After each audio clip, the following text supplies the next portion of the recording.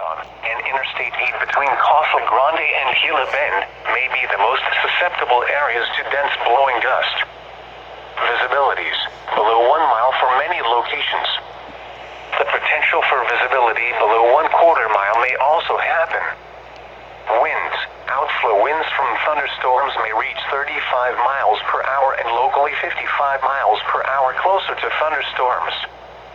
Timing. Impacts. Hazardous driving conditions when visibility is limited.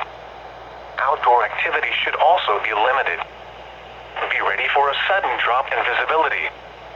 If you encounter blowing dust or blowing sand on the roadway or see it approaching, pull off the road as far as possible and put your vehicle in park. Turn the lights all the way off and keep your foot off the brake pedal. Remember, pull aside, stay alive.